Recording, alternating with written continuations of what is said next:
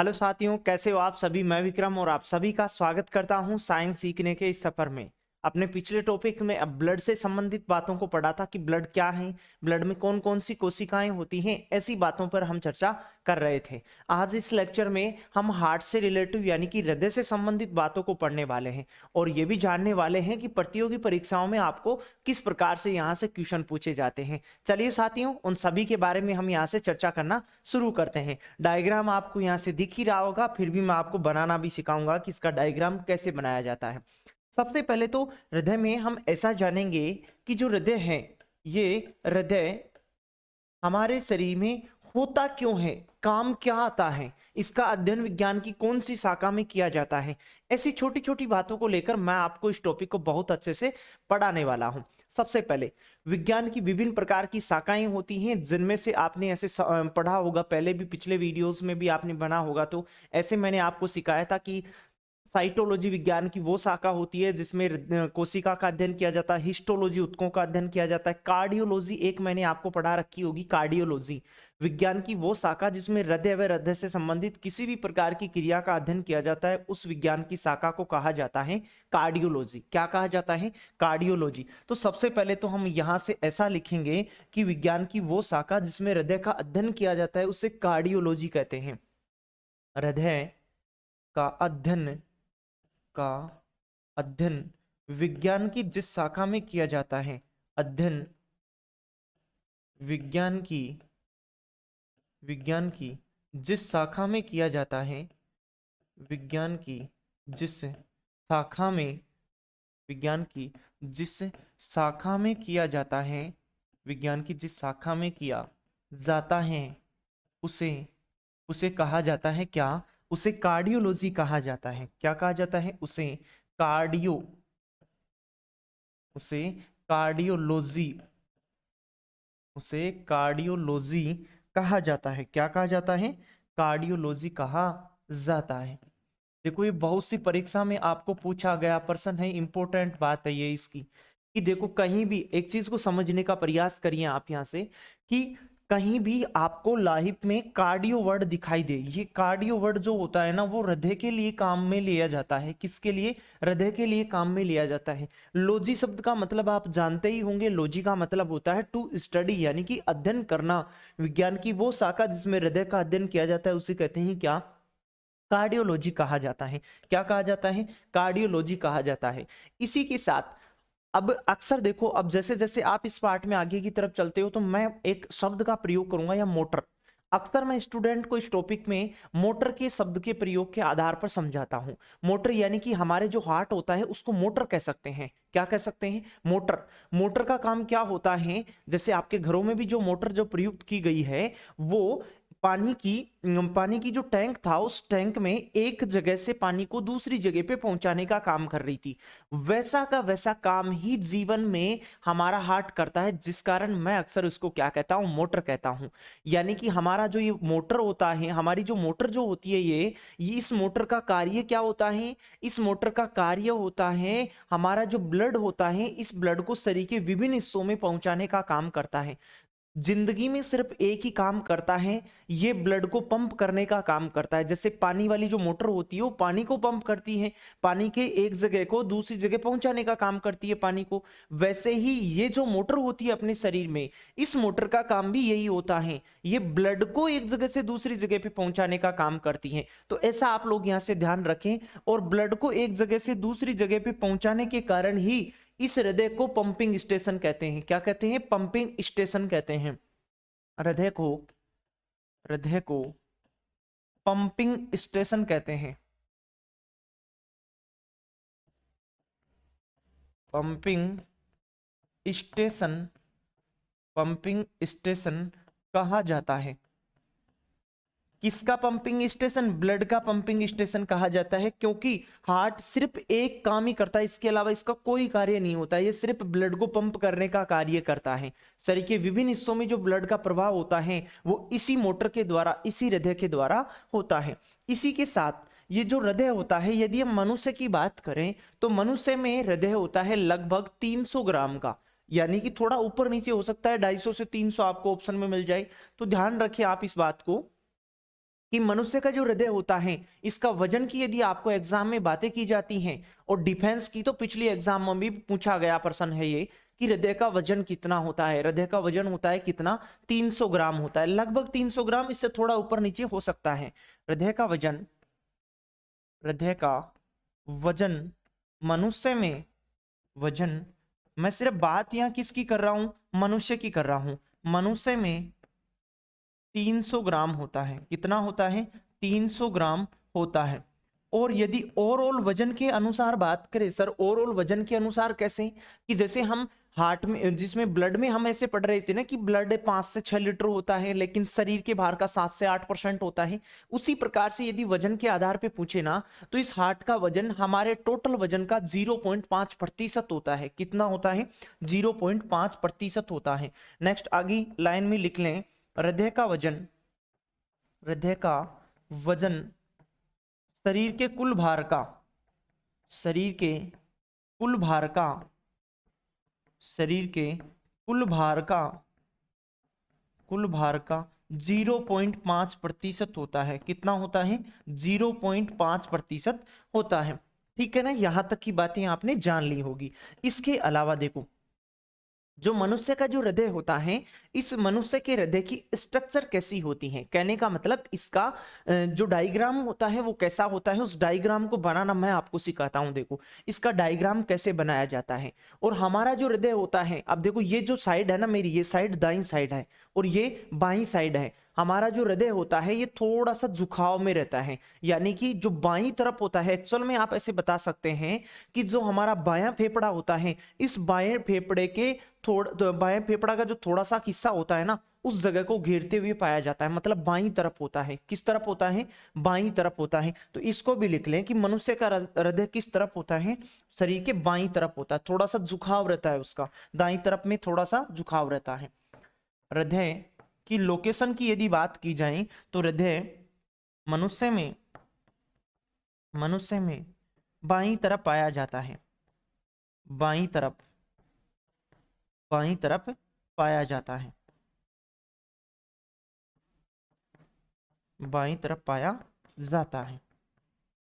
ठीक है ना। इसके अलावा देखो डायग्राम को बनाना आप सीखना, देखो यहां से। और अब इसकी बहुत सारी बातें इसके डायग्राम से ही आपको पढ़नी है। यहां से महाभारत के दौरान कुछ भी नहीं लिखना है आपको, सिर्फ डायग्राम यदि आपको समझ में आ गया है ना, तो आगे की जो 20-30 मिनट की बातें मैं आपको बताने वाला हूं ना, उसको बहुत ही इजी वे में आप वहां से जान सकते हैं। तो इसके डायग्राम पे आप ध्यान दें कि जैसे मैं इसके डायग्राम को कैसे बना रहा हूं। एक्चुअल में इसकी आकृति होती है हृदय की कुछ इस प्रकार से, इस प्रकार से होती है। इसकी आकृति होती है कुछ इस प्रकार से होती है, थोड़ा सा झुका हुआ होता है। ठीक है ना। ये तो पागल बनाने का काम ही हो जाता है कि आप ऐसे तो बनाते हो इस हृदय को, फिर इसमें बेचारे में से तीर का चिन्ह और निकालते हो, और फिर नाटकबाजी और करते हो कि इधर पी लिख दिया और इधर वी लिख दिया। ठीक है ना। तो ये तो पागल बनाना, ऐसा नहीं होता है। हृदय में यदि छेद होता तो पूरा का पूरा ब्लड तो वही निकल जाता, फिर पंपिंग किसको करता। कहने का मतलब यदि मोटर के पास यदि किसी पाइप में लीकेज होता है, तो आगे पानी पहुंच पाता है क्या, नहीं पहुंच पाता है। तो इसमें लीकेज कैसे, तीर तार का चिन्ह कहीं नहीं आता है। देखो ऐसे बना लिया आपने सबसे पहले, फिर देखिएगा, फिर इसके दोनों ऐसे, दोनों भागों को, दाएं भाग को और बाएं भाग को अलग करने के लिए ये होता है। इसके बाद यहां वाल्व पाए जाते हैं। अभी मैं बताऊंगा कितने वाल्व होते हैं, इन वाल्वों का नाम क्या होता है, ऐसी बातों पर चर्चा करने वाला हूं। ऐसी आकृति बन गई। इसके अलावा देखो, हमारा जो हृदय होता है, इस हृदय के बाहर की तरफ एक झिल्ली पाई जाती है, एक आवरण पाया जाता है, और इस आवरण को हृदय आवरण या पेरिकोन्ड्रियल कहते हैं। हृदय आवरण या इसको क्या कहते हैं, पेरिकोन्ड्रियल कहते हैं। हृदय आवरण या इसको कहते हैं क्या, पेरिकोन्ड्रियल कहते हैं। क्या कहते हैं, पेरिकोन्ड्रियल कहते हैं। हृदय के बाहर की तरफ पाए जाने वाले आवरण को हृदय आवरण या इसको कहते हैं क्या, इसको कहते हैं क्या, हृदय आवरण या पेरिकोन्ड्रियल कहते हैं। ऐसा हो गया, दिख भी रहा होगा आपको। ठीक है ना। इसके अलावा देखो, अब देखो यहां से अब बातें शुरू होती हैं। हृदय में जो वाल्व की जो संख्या होती है ना, वो वाल्व की संख्या, एक तो वाल्व यहां होता है, एक तो वाल्व यहां होता है, एक वाल्व यहां होता है। बाकी जो वाल्व होते हैं वो वाल्व देखो कहाँ होते हैं, ऐसे बन गया, ये पाइप बन गया, मतलब पाइप है जो यहां से इसके पीछे से होके बाहर ऐसे निकल रहा है, ठीक है ना। एक पाइप यहां होता है, ठीक है ना, एक पाइप यहां होता है, ऐसे जुड़ा हुआ होता है, और एक पाइप को मैं जोड़ देता हूं यहां से, मतलब नली का कहने का मतलब, ठीक है ना। उपयुक्त शब्द तो नली का कहते हैं, लेकिन अक्सर इसको जैसे आप ऐसे रिलेटिव करोगे तो ज्यादा अच्छे वे में जान पाओगे। ऐसे हो गया, ये बन गया इसका डायग्राम। अब देखो इसमें क्या है, अब बहुत सारी बातें इसके चित्र से ही आपको ध्यान रखनी है। अब जो हृदय का जो ऊपर वाला जो हिस्सा होता है, इस ऊपर वाले हिस्से को क्या कहते हैं, नीचे वाले हिस्से को क्या कहते हैं, बाहरी आवरण हो गया, इस आवरण को क्या कहते हैं वो देखो। सबसे पहले हृदय के बाहर की तरफ पाए जाने वाले आवरण को हृदय आवरण या पेरिकोन्ड्रियल कहते हैं। क्या कहते हैं, पेरिकोन्ड्रियल, पेरिकोन्ड्रियल कहा जाता है। हृदय के बाहर की तरफ पाए जाने वाले आवरण को हृदय आवरण या पेरिकोन्ड्रियल कहा जाता है। क्या कहा जाता है, पेरिकोन्ड्रियल कहा जाता है। इसके अलावा हृदय का जो ऊपर वाला हिस्सा होता है, इस ऊपर वाले हिस्से को कहते हैं आलिंद, और नीचे वाला जो हिस्सा होता है उसको कहते हैं क्या, निलय। क्या कहते हैं, निलय कहते हैं। मतलब एक तो होता है आलिंद और एक होता है क्या, निलय। आलिंद तो किसे कहते हैं, आलिंद तो कहते हैं हृदय का जो ऊपरी जो हिस्सा होता है, इस ऊपरी हिस्से को क्या कहते हैं, आलिंद। हृदय का ऊपरी हिस्सा, हृदय का ऊपरी हिस्सा जो होता है, इस ऊपरी हिस्से को क्या कहते हैं, आलिंद कहते हैं। बात रही किसकी, निलय की, तो निलय किसे कहते हैं, हृदय का निचला हिस्सा, हृदय का निचला हिस्सा, निचला हिस्सा, हृदय का निचला हिस्सा निलय कहलाता है। क्या होता है, निलय कहलाता है, निलय कहलाता है, निलय कहलाता है। और इसमें भी देखो दो आलिंद और दो निलय होते हैं। दो आलिंद और दो निलय कैसे हैं, देखो इधर से देखना अभी, दो आलिंद और दो निलय कैसे हैं? एक तो ये वाला आलिंद हो गया, एक ये वाला आलिंद हो गया, एक निलय ये हो गया, एक निलय ये हो गया। इनको भी कहते हैं दायां आलिंद और दायां निलय, दायां बायां आलिंद और बायां निलय कहते हैं। तो ये तो क्या हो गया, ये तो यहां से तो हो गया क्या, दायां आलिंद। क्या हो गया, दायां आलिंद हो गया। ये तो दायां आलिंद हो गया। ये हो गया बायां आलिंद। क्या हो गया, बायां आलिंद हो गया। ये बायां आलिंद हो गया। ये यहां हो गया दायां निलय, दायां निलय हो गया ये। और ये बायां निलय हो गया, बायां निलय हो गया, बायां निलय हो गया। तो अब जान चुके होंगे यहां से कि एक तो होता है दायां और एक को होता है कौन सा, बायां आलिंद। इसमें भी दायां निलय और बायां निलय, दायां और बायां निलय होता है, ठीक है ना। ये काम हो गया आलिंद और किसका, निलय का। इसके अलावा हमारा जो हृदय होता है, इस हृदय में वाल्व की संख्या 4 होती है। कितनी होती है, 4 वाल्व पाए जाते हैं। जिन 4 वाल्वों में तो एक तो पाया जाता है ये, जिसे कहते हैं त्रिकप्टी, त्रिकप्टी वाल्व कहते हैं इसको। तो एक है ये वाला, इस वाल्व को कहते हैं द्विकप्टी, द्विकप्टी वाल्व, या इसी को कहते हैं मिंट्रल वाल्व, इसी को क्या कहते हैं, मिंट्रल वाल्व। और एक वाल्व होता है यहां, एक वाल्व होता है यहां। यहां वाले वाल्व जो होता है ना, इसको कहते हैं पल्मोनरिक वाल्व। क्या कहते हैं, पल्मोनरिक वाल्व कहते हैं। और ये जो यहां जो वाल्व होता है, इस पाइप के अंदर जो 4 पाइप दिख रहे हैं आपके पास, एक इधर एक इधर, जो 2 नीचे वाले जो पाइप होते हैं, इन पाइपों में वाल्व पाए जाते हैं। यहाँ वाला तो पल्मोनरिक वाल्व हो गया। और यहाँ जो पाया जाता है, जो किसमें, बायां निले से जो पाइप जुड़ रहा है ना, उसमें जो वाल्व पाया जाता है, उस वाल्व को कहते हैं एरोटिक वाल्व। क्या कहते हैं, एरोटिक वाल्व कहते हैं। यहाँ वाले को पल्मोनरिक वाल्व कहते हैं। अब इनका ध्यान रखना, त्रिकप्टी वाल्व किस किस के मध्य है, दायां आलिंद और दायां निलय के मध्य है। और द्विकप्टी वाल्व किस किस के मध्य है, बायां आलिंद और बायां निलय। ये परीक्षा में आपको पूछा जाता है कि त्रिकप्टी वाल्व किस किस के, दायां आलिंद और दायां निलय। द्विकप्टी वाल्व बायां आलिंद और बायां निलय के मध्य पाया जाता है। और यहां जो वाल्व होता है, इस वाल्व को कहते हैं कौन सा वाल्व, पल्मोनरिक वाल्व कहते हैं। और यहां जो वाल्व होता है, इसको कहते हैं एरोटिक वाल्व, एरोटिक वाल्व। क्या कहते हैं, एरोटिक वाल्व इन्हें कहा जाता है, ठीक है ना। चलिए, तो अब यहां तक की बातें। इसमें एक इंपॉर्टेंट बात और लिख लें, यहां से देखो आगे, कि हृदय में वाल्व की संख्या कितनी होती है, हृदय में वाल्व की संख्या, वाल्व की संख्या वाल्व की संख्या 4 होती है। कितनी होती है? 4 होती है। 4 होती है। 4 होती है। ठीक है ना। इसके अलावा वापस बैक साइड में आओ। ये था देखो मनुष्य का हृदय, और इस मनुष्य के हृदय में चैम्बर कितने हैं? देखो चैम्बर मतलब कोष्ठक कितने हैं। मनुष्य का जो हृदय होता है वो 4 भागों में डिवाइड होता है, दायां आलिंद, बायां आलिंद, दायां निलय और बायां निलय। इस प्रकार आप ऐसे कह सकते हो कि मनुष्य के शरीर में हृदय की संख्या तो एक ही होती है, लेकिन चैम्बर की संख्या कितनी होती है? चैम्बर की संख्या होती है 4। मनुष्य और मछली, इन दोनों के बारे में डिफेंस में बहुत बार परीक्षाओं में पूछा जा चुका है कि मनुष्य में चैम्बर कितने होते हैं? 4 होते हैं। चारों चैम्बरों का भी आप नाम जान चुके हैं। यदि मछली में पूछे तो मछली का भी अभी मैं आपके साथ डिस्कस करने वाला हूं। तो यहां सबसे पहले तो ऐसे जाने, मनुष्य के शरीर में एक हृदय होता है, लेकिन चैम्बर कितने होते हैं? चैम्बर होते हैं कितने? 4 होते हैं। सबसे पहले तो किसके बारे में लिखते हैं? मनुष्य के बारे में। मनुष्य के शरीर में, मनुष्य के शरीर में, मनुष्य के शरीर में हृदय की संख्या, हृदय की संख्या 1 होती है, 1 होती है। बट चैम्बर या कोष्ठक कितने होते हैं? 4 होते हैं चैम्बर की संख्या। लेकिन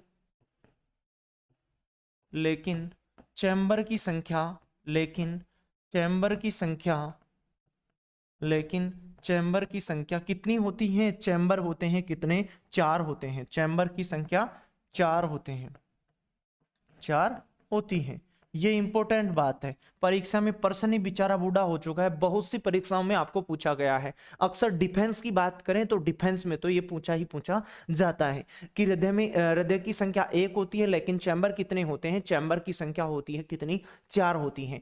इसी के अलावा यदि हम मछली की बात करें, यदि हम किसकी बात करें? मछली की बात करें, तो मछली में हृदय तो कितना होता है? हृदय की संख्या तो 1 होती है, लेकिन इसमें चैम्बर जो होते हैं ना, चैम्बर होते हैं 2, एक आलिंद और एक निलय होते हैं। 2 चैम्बर होते हैं। कितने होते हैं? 2 चैम्बर। और इन्हीं चैम्बरों को कहा जाता है क्या? कोष्ठक कहा जाता है। ध्यान रखें, ठीक है ना।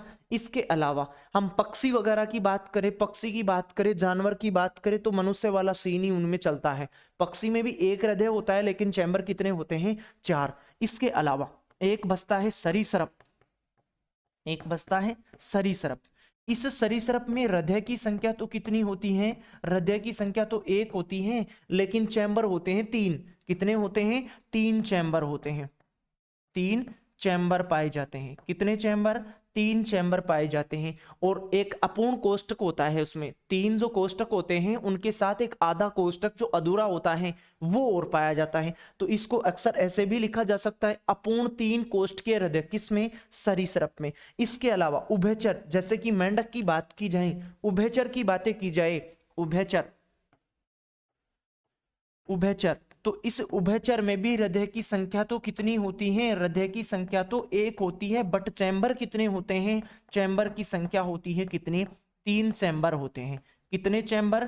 3 चैम्बर। चैम्बर या कोष्ठक आपको लिखा हुआ जा सकता है। तो इस प्रकार आप ऐसे छोटी छोटी बातों को यहां से जान लिए होंगे कि मछली में हृदय की संख्या 1 होती है, चैम्बर कितने होते हैं? 2 होते हैं। सरीसृप में एक हृदय होता है, चैम्बर कितने होते हैं? 3 होते हैं। उभयचर में हृदय की संख्या 1 होती है, चैम्बर कितने होते हैं? 3। बात रही किसकी? मनुष्य की। तो मनुष्य में भी एक हृदय होता है, बट चैम्बर कितने होते हैं? 4 होते हैं। ठीक है ना। ऐसी बातों को आपने यहां से जान लिया होगा। वापस मैं आपको चित्र की तरफ लेकर आया हूं। तो अब देखो, चित्र में हम ऐसा जानने वाले हैं कि ये जो पाइप जुड़ रहे हैं, ये पाइप 2 प्रकार के होते हैं। कहने का मतलब जो पाइप होते हैं, जो हृदय से जुड़ी हुई जो नलिकाएं होती हैं, ये नलिकाएं 2 प्रकार की होती हैं। एक जिसे हम कहते हैं आलिंद, और एक जिसे हम कहते हैं धमनी, और एक जिसे हम कहते हैं क्या? सिरा कहते हैं। मतलब धमनी और जो सिरा का जो खेल होता है वो क्या है? देखो, धमनी तो किसे कहते हैं? धमनी किसे कहते हैं? देखो, धमनी कहते हैं किसे? जो हृदय से रक्त लेकर जाते हैं बाहर। तो ये देखो, ले जाने वाला पाइप होता है ये, और एक होता है ले जाने वाला पाइप ये। लेकिन जो लाने वाले जो पाइप हैं, वो लाने वाले पाइप कौन से हैं? ये देखो, लाने वाला पाइप होता है, और ये भी लाने वाला पाइप ही होता है। मतलब ये जो दोनों पाइप हैं, ये तो हृदय में रक्त ला रहे हैं, और ये जो दोनों के दोनों पाइप हैं, ये दोनों के दोनों पाइप रक्त से हृदय से रक्त को कहां लेकर जा रहे हैं, बाहर लेकर जा रहे हैं। तो बाहर ले जाने वाले जो पाइप होते हैं वो तो होती है धमनी, और हृदय में रक्त जो लाने वाले जो पाइप या जो नलिकाएं होती हैं उनको कहते हैं क्या, सिरा कहते हैं। क्या कहते हैं, सिरा कहते हैं। चलिए इनको देख लेते हैं। तो एक तरफ तो लिखेंगे हम क्या, धमनी, एक तरफ तो हम यहां से लिखेंगे किसको, धमनी, जिसे आर्टरी कहते हैं, इंग्लिश में इसको आर्टरी कहते हैं। और एक क्या होती है, सिरा, एक क्या होती है, सिरा, जिसको वैन कहते हैं। क्या कहते हैं, वैन कहते हैं। तो धमनी की परिभाषा मैंने आपको क्या बताई, धमनी की परिभाषा मैंने आपको बताई कि धमनी वो पाइप या वो नलिकाएं होती हैं जो हृदय से रक्त लेकर जाती हैं। कहां लेकर जाती हैं, शरीर के विभिन्न प्रकार के अंगों में लेकर जाती हैं। कौन, ये धमनियां। तो यहां से सबसे पहले तो हम ऐसे लिखेंगे कि यह नलिकाएं, यह नलिकाएं, यह नलिकाएं, यह नलिकाएं रक्त को, यह नलिकाएं रक्त को, यह नलिकाएं रक्त को हृदय से शरीर के विभिन्न अंगों में, शरीर के विभिन्न अंगों में पहुंचाती हैं, शरीर के विभिन्न अंगों में पहुंचाती हैं। मतलब अंगों में ले जाने वाले जो पाइप होते हैं, जो नलिकाएं होती हैं, उनको क्या कहते हैं, धमनी कहते हैं। अंगों में पहुंचाती हैं। बहादुरी, इसकी सिरा की बात करें तो देखो चित्र की तरफ वापस लेकर चलता हूं मैं आपको। वापस देखो, ये तो ले जाने वाले पाइप हो गए। अब ये पता नहीं कहां लेके जाएगा, ये पता नहीं कहां लेके जाएगा, लेकिन जो ले जाने वाले जो पाइप होते हैं हृदय से बाहर निकलता है जिन नलिकाओं के माध्यम से, उनको तो कहते हैं धमनी। और हृदय में जो रक्त को डालते हैं, अंदर लाते हैं, उनको कहते हैं हमेशा क्या, सिरा कहते हैं। तो अब इसमें क्या लिखेंगे, देखो इसमें लिखेंगे, किसमें, सिरा में। हृदय में रक्त लाने वाली जो नलिकाएं होती हैं उनको कहते हैं सिरा। या आप ऐसे भी कह सकते हो, विभिन्न प्रकार के अंगों में भ्रमण किया हुआ जो रक्त होता है वो जो हृदय में आता है उसको लाने का काम करती है कौन, सिरा लाने का काम करती है। चलिए तो इसमें एक बात और लिख लेते हैं कि यह नलिका रक्त को, यह नलिका रक्त को हृदय में लाती है।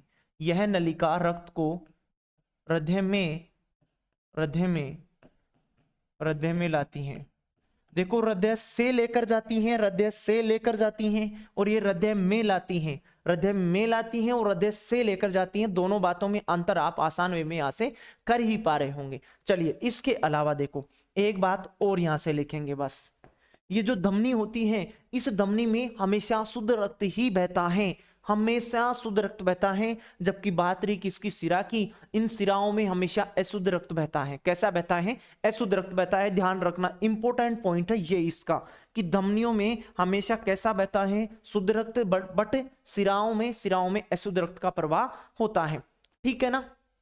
तो धमनियों में कैसा बहता है, शुद्ध रक्त का प्रवाह होता है, जबकि सिराओं में हमेशा अशुद्ध रक्त बहता है।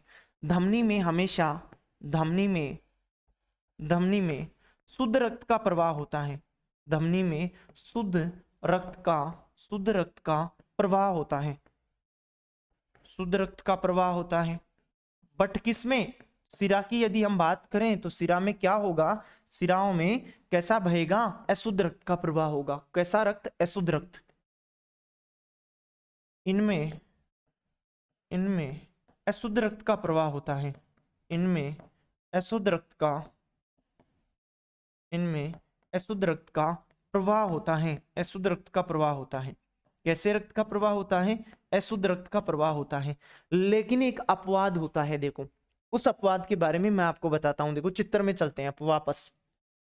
ये जो चित्र है आपके सामने, इसमें अभी तक देखो यहाँ अशुद्ध आ रहा था, यहाँ कैसा रक्त आ रहा था, अशुद्ध रक्त आ रहा था, हृदय में आया, और दायां नीले में आ गए इन वाल्व के द्वारा। तो अभी तक शुद्ध थोड़ी ना हुआ है। हृदय जीवन में सिर्फ एक ही काम करता है, पंप करने का काम करता है। बट आप ऐसे कभी मत कह देना कि जो हृदय होता है वो रक्त का शुद्धिकरण करता है। रक्त का शुद्धिकरण 2 अंग करते हैं। गैसीय शुद्धिकरण तो करते हैं फेफड़े, बट वैसे जो शुद्धिकरण होता है विभिन्न प्रकार के टॉक्सिक पदार्थ जैसे यूरिया वगैरह, इनको छानने का काम करती है कौन? किडनी। तो आपके पास कभी एग्जाम में ऐसे प्रश्न आए कि ब्लड का शुद्धिकरण कौन करती है? किडनी करती है। किडनी बाय द वे आपके पास ऑप्शन में नहीं हो तब वहां आप किसको चुन सकते हो? फेफड़े को चुन सकते हो। बट आप हृदय मत लगा देना, हृदय सिर्फ एक ही काम करता है, ब्लड को पंप करने का काम करता है। इसी कारण इसको क्या कहते हैं? रक्त का पंपिंग स्टेशन कहा जाता है। तो अभी भी अशुद्ध है। यहां भी कैसा रक्त आ रहा था? अशुद्ध रक्त। और यहां भी कैसा आया है? अशुद्ध रक्त ही है। अभी तक शुद्ध थोड़ी ना हुआ है। फिर इस नलिका के द्वारा ब्लड शुद्ध होने के लिए जाता है किसके पास? इस नलिका के द्वारा ब्लड शुद्ध होने के लिए जाता है किसके पास? फेफड़े के पास जाता है। किसके पास जाता है? फेफड़े के पास जाता है। फेफड़ा गैस से शुद्धिकरण करता है और इस नलिका के द्वारा यहां भेजता है उसको। इस नलिका के द्वारा यहां भेजता है। तो ये देखो यहां शुद्ध हुआ ब्लड का। अब देखो ब्लड का शुद्ध आएगा इसमें, इससे होकर आएगा शुद्ध रक्त। इससे होकर क्या आएगा? शुद्ध रक्त आएगा। और वो शुद्ध रक्त देखो कहां जाएगा? सबसे पहले शुद्ध रक्त आता है किसमें? इसमें आता है शुद्ध रक्त। फिर शुद्ध रक्त किसमें आएगा? इसमें आएगा शुद्ध रक्त। और फिर शुद्ध रक्त इस नलिका के द्वारा कहां निकलेगा? बाहर निकलेगा। अब जान पाए होंगे अशुद्ध रक्त दायां आलिंद में प्रवाहित होता है, अशुद्ध रक्त दायां निलय में प्रवाहित होता है, फिर फेफड़े में शुद्ध होता है, फिर इस नलिका के द्वारा बायां आलिंद में सबसे पहले शुद्ध रक्त आता है, फिर इसके बाद बायां निलय में शुद्ध रक्त आता है। तो अशुद्ध रक्त हृदय के दाएं हिस्से में अशुद्ध रक्त का प्रवाह होता है, हृदय के बाएं हिस्से में कैसा बह रहा है? शुद्ध रक्त बह रहा है। बाएं हिस्से में तो कौन आता है? बायां आलिंद और बायां निलय, इनमें तो शुद्ध रक्त बहता है। और दायां आलिंद और दायां निलय, इनमें कैसा बहता है? अशुद्ध बहता है। तो हृदय से लेकर जाने वाले पाइप कैसे होते हैं? धमनी होते हैं ना। तो ये जो धमनी होती है ये धमनी विशेष होती है। इस धमनी को कहते हैं पल्मोनरिक धमनी। पल्मोनरी धमनी, इसको कहते हैं क्या? पल्मोनरी धमनी। सर अभी तो आपने ऐसे बताया था कि धमनियों में हमेशा शुद्ध बहता है, जबकि इसमें तो अभी कैसा बह रहा है? अशुद्ध बह रहा है।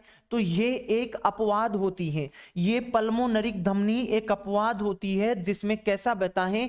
अशुद्ध बहता है। बट बात करते हैं किसकी? सिरा की। अब देखो हृदय में लाने वाले पाइप कौन होते हैं? सिरा होते हैं। कहने का मतलब ये जो पाइप है ना, ये वाला पाइप, ये वाला पाइप जो किससे जुड़ रहा है? फेफड़े और बायां आलिंद से जुड़ने वाला जो पाइप है, इस पाइप को कहते हैं पल्मोनरिक सिरा। क्या कहते हैं? पल्मोनरिक सिरा कहते हैं। इसको मैं यहां लिख देता हूं, यहां लिख देता हूं, पल्मोनरी सिरा। पल्मोनरी सिरा कौन है? पल्मोनरी सिरा ये वाली है पल्मोनरी सिरा।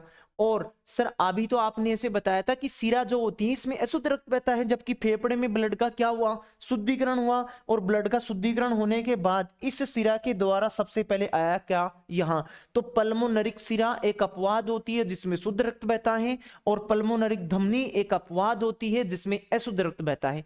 बट आप यहां से देखो चित्र से ही इस चीज का ध्यान रखें कि पल्मोनरी धमनी किस किस से जुड़ी रहती है, पल्मोनरी सिरा किस से जुड़ी रहती है।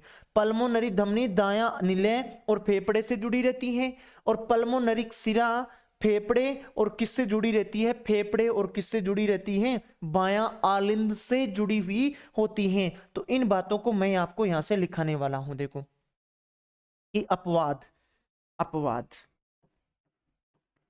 कौन है इसका? अपवाद, अपवाद है इसका कौन? पल्मोनरिक धमनी। कौन है अपवाद? पल्मोनरिक धमनी। पल्मोनरी धमनी में शुद्ध रक्त बहता है। कैसा रक्त प्रवाह होता है? शुद्ध रक्त बहता है, शुद्ध रक्त प्रवाह होता है। तो आपको ऐसे पूछा जा सकता है एकमात्र अपवाद कौन सी धमनी है जिसमें कैसा बहता है? अशुद्ध। कैसा बहता है? अशुद्ध रक्त बहता है। कैसा? अशुद्ध। ठीक है ना। बात करें इधर अपवाद की, बात करें इधर अपवाद कौन है? इधर अपवाद है पल्मोनरी सिरा। पल्मोनरी सिरा, पल्मोनरी सिरा में शुद्ध रक्त का प्रवाह होता है। सिरा में शुद्ध रक्त का प्रवाह होता है। शुद्ध रक्त का, शुद्ध रक्त का प्रवाह होता है। कैसे रक्त का प्रवाह होता है? शुद्ध रक्त का प्रवाह होता है। ठीक है ना, ऐसा आप जान पाए होंगे। और ऐसा बताने की अब या ऐसे लिखने की आवश्यकता नहीं, ये तो सॉफ्टवेयर में इंस्टॉल हो ही चुका होगा आपके कि पल्मोनरी सिरा किससे जुड़ी होती है और पल्मोनरी धमनी किससे जुड़ी होती है। फिर से आपको दोबारा से एक बार और चित्र दिखा देता हूं। पल्मोनरी धमनी दायां निलय और फेफड़े से जुड़ी रहती हैं, और पल्मोनरी सिरा बायां आलिंद और फेफड़े से जुड़ी रहती हैं। ये बात यही पता चल गई कि हृदय के दाएं हिस्से में तो कैसा अशुद्ध रक्त बहता है, और हृदय के बाएं हिस्से में शुद्ध रक्त का प्रवाह होता है। बाएं हिस्से में कैसा शुद्ध रक्त बहता है। और देखो सबसे बड़ी धमनी कौन सी होती है और सबसे बड़ी सिरा कौन सी होती है, इनकी भी बात कर लेते हैं हम यहां से। देखो लाने वाले पाइप कौन, लाने वाले पाइप होते हैं कौन, सिरा होते हैं। ले जाने वाले पाइप कौन होते हैं, धमनी होती हैं। ये वाला जो पाइप होता है ना, ये वाला पाइप, ये वाला पाइप लारा है, सिरा है। ये सबसे बड़ी सिरा होती है जिसको कहते हैं क्या, वेना केवा। क्या कहते हैं, वेना केवा कहते हैं, या इसी को कहते हैं महासिरा। क्या कहते हैं, महासिरा। इसी वेना केवा को कहते हैं, सबसे बड़ी सिरा होती है। अब देखो शरीर के विभिन्न प्रकार के अंगों से ब्लड सबसे पहले इसी पाइप से आता है, दाएं आलिंद में आता है। शरीर के विभिन्न प्रकार के अंगों में ब्लड पहुंचता है बायां निलय से, और कौन सा पाइप लेकर जाता है, ये वाला पाइप।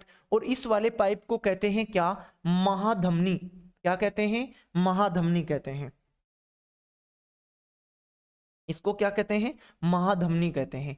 महाधमनी, महाधमनी कहते हैं, या इसी को कहते हैं अरोटा। क्या कहते हैं, इसी को अरोटा भी इसी को कहा जाता है, अरोटा।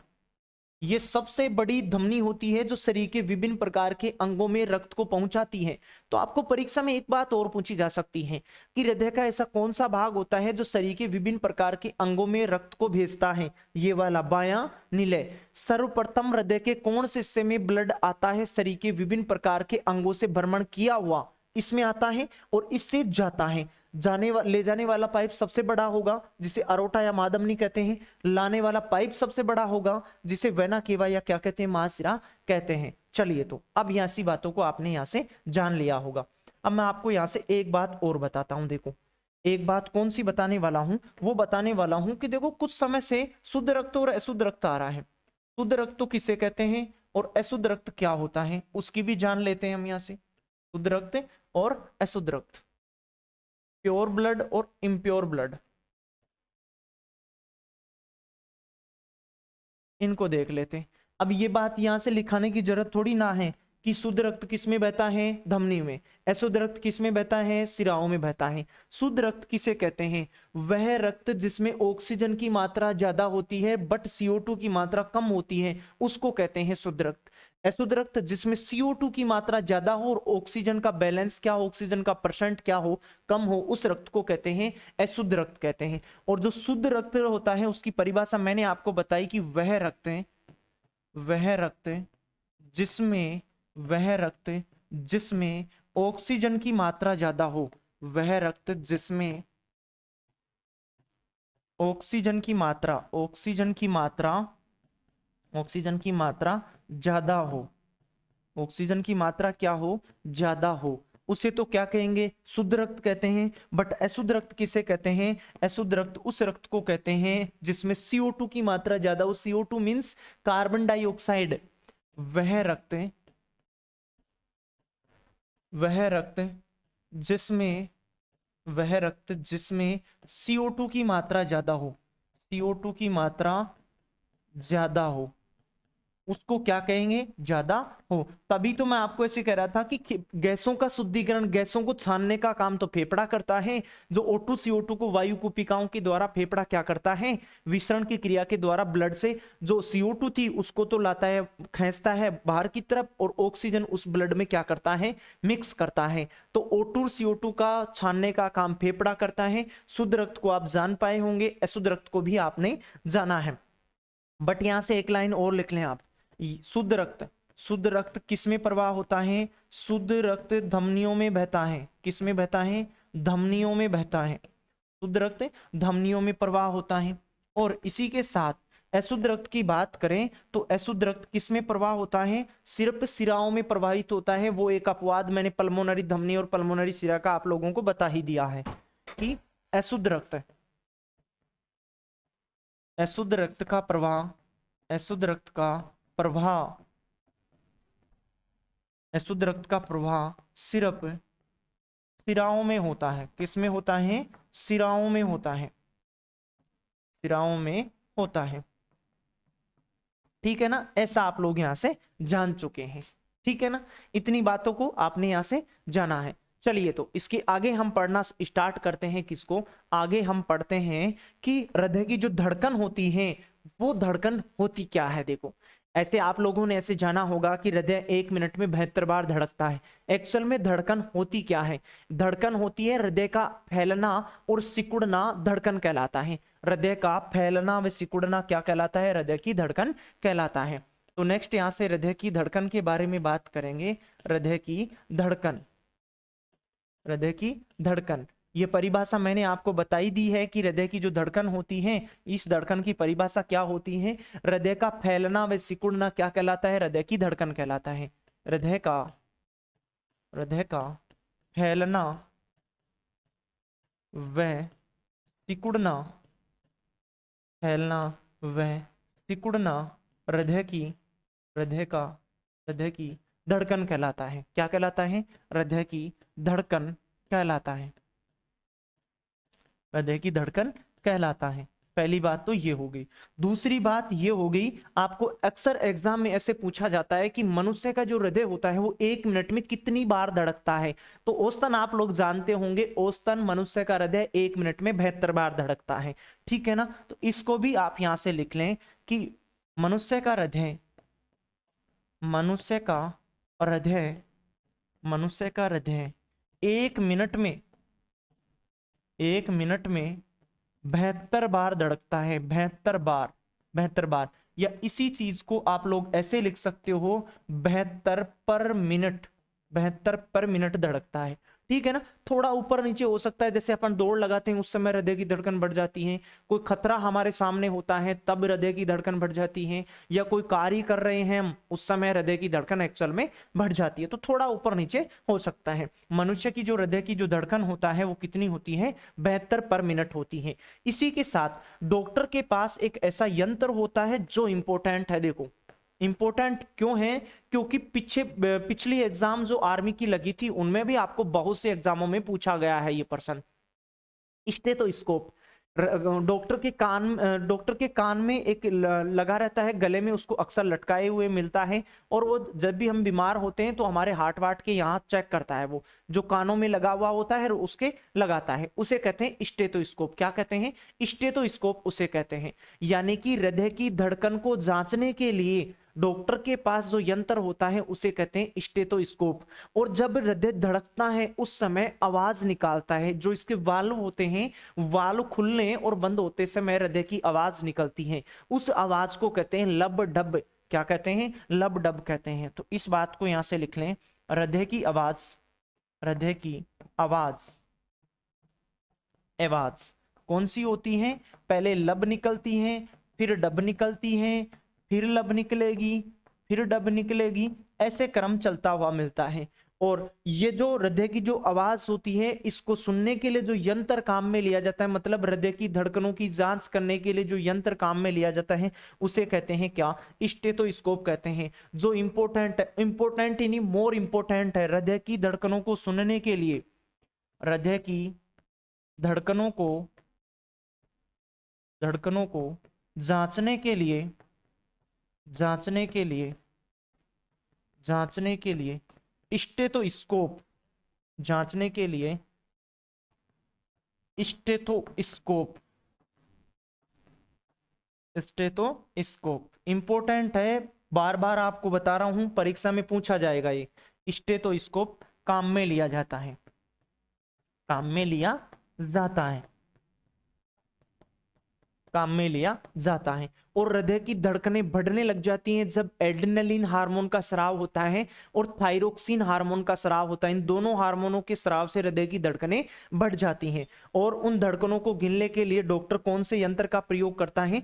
स्टेथोस्कोप यंत्र का प्रयोग करता है। चलिए इसको भी लिख लेते हैं कि एड्रेनलिन व थायरोक्सिन हार्मोन के स्राव से, थायरोक्सिन हार्मोन हार्मोन के स्राव से, थायरोक्सिन हार्मोन के स्राव से, थायरोक्सिन हार्मोन के स्राव से, स्राव से हृदय की धड़कन बढ़ जाती है। हृदय की धड़कन, हृदय की धड़कन बढ़ जाती है, बढ़ जाती है, हृदय की धड़कन बढ़ जाती है। ठीक है ना, ऐसा आपको हूबहू डिक्टो आपको एग्जाम में प्रश्न पूछा जाता है कि निम्नलिखित में से किसके कारण हृदय की धड़कन बढ़ जाती है। तो अब देखो, अब हम बात करते हैं ब्लड प्रेशर की, रक्त दाब की बात करते हैं, रक्त दाब। और इसी रक्त दाब को कहते हैं, शॉर्ट में बीपी कहते हैं, या इसको ब्लड प्रेशर कहा जाता है। अब देखो, इसमें दो ही बातें आपको पता रखनी है ब्लड प्रेशर में। पहली बात तो देखो, इसकी परिभाषा आप लोग ध्यान रखें, बीपी कहा किसे जाता है? बीपी कहा जाता है जिस दाब के साथ हमारा जो हृदय होता है, ये हृदय जिस दाब के साथ इन धमनियों में ब्लड को फेंकता है, यहां से ये देखो, यहां से ये जो नली है, इस नली में क्या जा रहा है? ब्लड जा रहा है। तो हृदय जिस दाब के साथ इन नलिकाओं में ब्लड को फेंकेगा शरीर में भेजने के लिए, उस दाब को कहते हैं क्या? रक्त दाब कहते हैं। क्या कहते हैं? रक्त दाब कहते हैं। और मनुष्य का सामान्यतः जो रक्त दाब होता है वो होता है 120 से 80 mmHg होता है। ये इंपॉर्टेंट है, परिभाषा नहीं भी ध्यान रखोगे आपका काम बहुत बढ़िया तरीके से चलने वाला है, लेकिन इसके बगैर काम नहीं चलेगा आपका। हृदय की जो धड़कन होती है कितनी होती है? सामान्यतः हृदय की धड़कन होती है 120 से 80 mmHg होती है। हृदय का रक्त का दाब सामान्यतः 120 से 80 mmHg होता है, mmHg होता है। अब सर आपने ये क्या लिख दिया? ये लिखा है रक्त दाब, मतलब एक समय तो 120 का दाब पड़ता है जब वो संकुचन की अवस्था में होता है, जब नॉर्मल अवस्था में होता है तो 80 आने लगता है, फिर वो फेंकेगा तो 120 कैसे फेंकेगा, और फिर वापस नॉर्मल कितना हो जाएगा? 80। अब मैंने यहाँ HG लगाया है। अब डॉक्टर के पास दो यंत्र होते हैं, एक तो उसके गले में लगा हुआ मिलेगा आपको, जिससे स्टेथोस्कोप कहते हैं, और हृदय की धड़कनों को गिना जाता है, जो मैंने आपको इसके जस्ट पीछे ही लिखा है, स्टेथोस्कोप। और हृदय के उस डॉक्टर के पास दूसरा एक यंत्र और होता है, जो आप कभी बीमार होते हैं तो यहाँ एक पट्टा सा लगाता है, उसमें हवा सी भरता है, उसे कहते हैं स्फैग्मोमैनोमीटर। और जो उसकी एक पेटी सी होती है, इस पेटी को खोलने पर वहां पारा चढ़ता है उस पेटी में, उसको वो यंत्र जो होता है वो काम में लिया जाता है, रक्त दाब यानी कि बीपी की जांच करने के लिए लिया जाता है, और उसे कहते हैं स्फैग्मोमैनोमीटर। तो यहां ये भी इंपॉर्टेंट है, देखो आपको परीक्षा में पूछा जाता है कि रक्त दाब की जांच करने के लिए, रक्त दाब की जांच करने के लिए, रक्त दाब की जांच करने के लिए इन दोनों यंत्र, इस टॉपिक में सबसे इंपॉर्टेंट बात है ये दोनों यंत्र, स्टेथोस्कोप और स्फैग्मोमैनोमीटर। स्फैग्मोमैनोमीटर से बीपी को मापा जाता है, स्टेथोस्कोप से हृदय की आवाज या हृदय की धड़कनों को गिना जाता है। रक्तदाब की जांच करने के लिए स्फैग्मोमैनोमीटर, स्फैग्मोमैनोमीटर यंत्र काम में लिया जाता है। स्फैग्मोमैनोमीटर यंत्र काम में लिया जाता है, लिया जाता है। ठीक है ना, तो ये उम्मीद करता हूं ऐसी बातें आपने यहां से जान ली होगी, स्टेथोस्कोप क्या होता है। ठीक है ना, चलिए तो अब इस स्फैग्मोमैनोमीटर और इस स्टेथोस्कोप को, ये तो दिल दिमाग और जहन दोनों तीनों चीजों में चला जाना चाहिए, आपके खून खून में बस जानी चाहिए दोनों यंत्र। स्टेथोस्कोप क्या काम करता है और स्फैग्मोमैनोमीटर क्या काम करता है, वो मैंने आपको बता दिया है। ठीक है ना, इसके अलावा देखो, हृदय की धड़कन, कुछ ऐसी अवस्थाएं होती हैं जिसमें हृदय की धड़कन यानी जो हमारा जो ब्लड प्रेशर होता है, ये ब्लड प्रेशर बढ़ जाता है, और एक ऐसी स्थिति होती है जब बीपी कम हो जाती है। तो इन दोनों चीजों को देखो क्या कहते हैं, रक्तदाब का ज्यादा होना, रक्तदाब का ज्यादा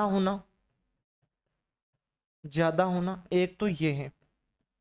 दूसरा हमारे पास ऐसे है रक्तदाब का कम होना, रक्तदाब का कम होना, रक्तदाब का कम होना, रक्तदाब का कम होना।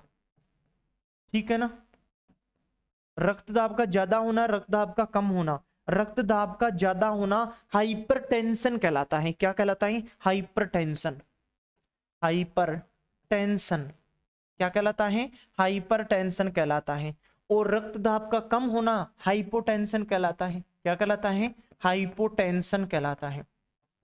हाइपोटेंशन। हाइपरटेंशन रक्तदाब का ज्यादा होना, हाइपोटेंशन रक्तदाब का कम होना। चलिए, तो अब हम उन बेहतरीन प्रश्नों की प्रैक्टिस यहां से करने वाले हैं जो जितनी भी बातों को मैं आपको यहां से पढ़ाया है इतनी देर में, उनसे आपको एग्जाम में कैसे प्रश्न पूछे जाते हैं उन पे अब हम यहां से चर्चा करते हैं। तो देखो, 1 नंबर का प्रश्न आपके सामने आ चुका है। ये देखो, सामान्य वयस्क व्यक्ति के हृदय का वजन लगभग कितना होता है? अभी मैंने आपके साथ शेयर किया था कि सामान्यतः व्यक्ति का जो हृदय का वजन होता है लगभग 250 से 300 ग्राम होता है। थोड़ा ऊपर नीचे हो सकता है, लेकिन बट आपको ऑप्शन में ऐसा एक ही कुछ मान मिलने वाला है। ये देखो, यहां से 300 ग्राम है। तो सही जवाब कौन सा फोड़ सकते थे? बी आप लोग यहां से सही जवाब लगा सकते थे।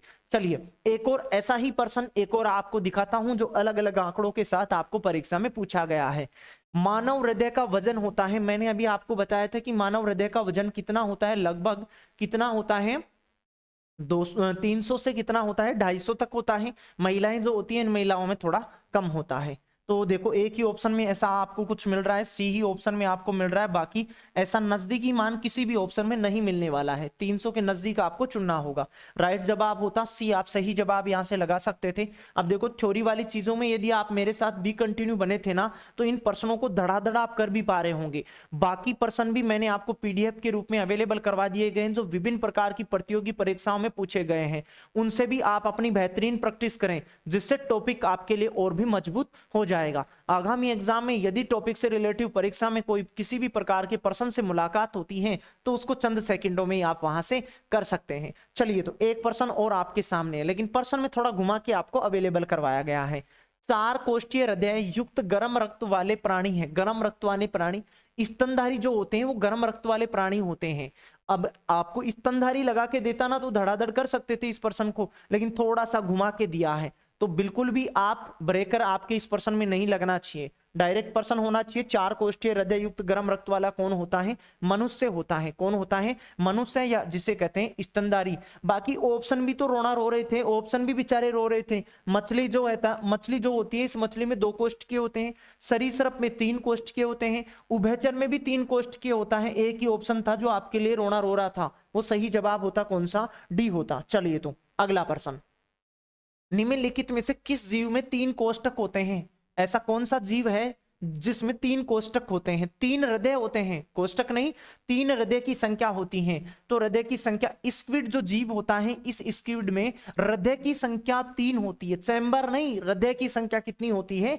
3 होती है। चलिए, अगला प्रश्न, मछलियों के हृदय में खालिस्तान कक्ष, कोष्ठक या चैम्बर? कक्ष, कोष्ठक या चैम्बर, दोनों तीनों बातें एक ही हैं। कितने होते हैं मछली के हृदय में? मछली के हृदय में 2 चैम्बर होते हैं। कितने होते हैं? 2 चैम्बर होते हैं। दिस आपका यहां से सही जवाब होता। चलिए, आगे बढ़ते हैं। अगला है, मछली में पाया जाता है, मछली में क्या पाया जाता है? 1 कक्षीय हृदय? नहीं, 2 कक्षीय। बिल्कुल, यहां से दिस आप सही जवाब को चुन सकते थे। बस परीक्षा में बैठे थे तो सिर्फ आपको इतना ही सोचना था, बाकी ऑप्शनों को छेड़ने का काम भी यहां से नहीं था। बस टाइम बचाते, 2 कक्षीय लगा के अगले प्रश्न की तरफ बढ़ते। चलिए, अगला है, मछली के हृदय में कितने चैम्बर होते हैं? बस एक ही प्रश्न को अलग अलग लैंग्वेज के साथ अलग अलग परीक्षाओं में पूछा गया है, और बहुत बार मनुष्य और मछली इन दोनों के बारे में आपको बहुत बार पूछा जाता है। मछली के हृदय में कितने चैम्बर होते हैं? मछली के हृदय में चैम्बर की संख्या होती है कितनी? 2 होती है। कितनी होती है? 2 होती है। सही जवाब चुन सकते थे, डी आप सही जवाब यहां से चुन सकते थे। चलिए, अगला प्रश्न था, एक वयस्क व्यक्ति का हृदय 1 मिनट में औसतन कितनी बार धड़कता है? एक औसतन सामान्य व्यक्ति का हृदय जो होता है वो 1 मिनट में 72 बार धड़कता है। कितनी बार धड़कता है? 72 बार धड़कता है। ऐसा आपने थ्योरी की बातों में जान लिया था। चलिए, आगे है, मनुष्य का औसतन रक्तचाप, रक्तचाप मतलब रक्तदाब मतलब बीपी कितनी होती है? 120 से 80 mmHg होती है। तो दिस आप यहां से सही जवाब को चुन ही सकते थे। चलिए, अगला प्रश्न, अगला प्रश्न है, निम्नलिखित में से कौन सा हृदय का कपाट नहीं है? कपाट वाल्व नहीं है। मैंने 4 वाल्व आपको बताए थे। एक तो होता है कौन सा? त्रिकप्टी वाल्व, एक होता है द्विकप्टी वाल्व, एक होता है पल्मोनरिक वाल्व और एक होता है एरोटिक वाल्व। एक होता है कौन सा? एरोटिक वाल्व होता है। मिंट्रल या माइंट्रल वाल्व भी होता है, महाधमनी वाल्व भी होता है, ट्राइकैप्सिड वाल्व भी होता है, लेकिन सेप्टम वाल्व का प्रकार नहीं है। तो सही जवाब कौन सा बताते? डी बताते। बाकी सेप्टम पता है क्या होता है? जो हृदय होता है, इस हृदय के दोनों भाग को, दाएं भाग को और बाएं भाग को अलग करने के लिए जो मैंने एक लाइन लिखी थी ना बीच में, जैसे चलिए वापस चित्र की तरफ लेकर चलता हूं आपको। ये है ना, ये वाली चीज है ना, यहां से ये वाली इसको कहते हैं सेप्टम या पट कहते हैं। सेप्टम या क्या कहते हैं? इसको पट कहते हैं। चलिए तो वापस चलते हैं हम प्रश्न की तरफ। हमारा प्रश्न नंबर था यहां से,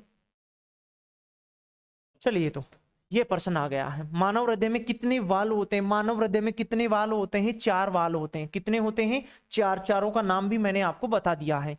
हृदय की क्रियाओं का केंद्र स्थित होता है। हृदय की धड़कन अनैच्छिक क्रिया होती है और इसका नियंत्रण मस्तिष्क के कौन से भाग में होता है? मेंडुला ओब्लांगेटा होता है। हृदय की धड़कन हो गई, श्वसन हो गई, जितनी भी अनैच्छिक क्रियाएं होती हैं, उन सारी की सारी अनैच्छिक क्रियाएं किसके हाथ में होती हैं? मेंडुला ओब्लांगेटा के हाथ में होती हैं। तो हृदय का धड़कना और श्वसन की क्रिया दोनों किसके हाथ में होती हैं? मेंडुला ओब्लांगेटा के हाथ में होती हैं। चलिए इस अंतिम प्रश्न को आप बताइएगा। देखें कि हृदय चारों ओर से घिरा रहता है। हृदय के बाहर की तरफ जो आवरण पाया जाता है, इस आवरण को पेरिकोंड्रियल आवरण कहते हैं। कौन सा आवरण कहते हैं? पेरिकोंड्रियल आवरण कहते हैं। यदि आप मेरे साथ वीडियो में भी कंटिन्यू बने होंगे तो आगामी एग्जाम में यदि टॉपिक से रिलेटिव किसी भी प्रकार के पर्सन से आपसे मुलाकात होती है तो उसको आप विद इन सेकेंड ही वहां से कर सकते हैं। चलिए दोस्तों, आज के लिए इतना ही। फिर मुलाकात करता हूं इसके अगले टॉपिक में। तब तक के लिए आप सभी का तहे दिल से धन्यवाद।